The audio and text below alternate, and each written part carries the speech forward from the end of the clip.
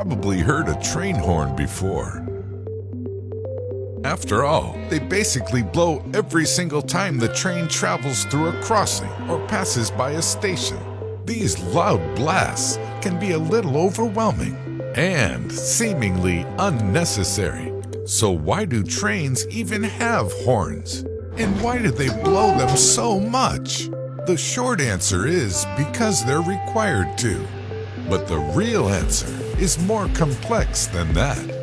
In the U.S., the Federal Railroad Administration generally requires that trains blow their horns to alert motorists at each grade crossing, regardless of whether there's an obstruction or anything abnormal about the crossing. In fact, trains not only blow their horns loudly to warn travelers in vehicles, but they also utilize them to communicate through a sort of code. As the railroad was coming into widespread use in the early 19th century, train whistles and horns were there from the beginning. In the early days, these horns and whistles were purely there to warn others that the train was passing through. Since trains travel at high speeds on tracks and can't stop very fast, this loud warning is needed so anyone crossing the tracks can get out of the way. However, even though trains have been around for some time now, the exact specifications of when and why they blew their horns weren't always nationally regulated.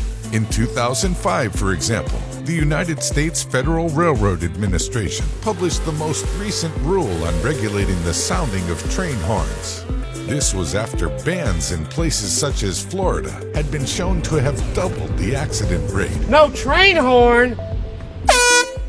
Yeah, right. Today, each country around the world has its own set of regulations and standards for when and why trains blow their horns. There are also standards for when trains need to be quiet, called quiet zones, in order not to disturb residents. Each country will also have a published railroad code, setting out guidelines on what different train horn sounds mean. For example, in the U.S., trains make one short blow to signal they are applying air brakes, 3 short blows to signal they are reversing, and for approaching grade crossings, the signal is 2 long, 1 short, and a long blow of the horn.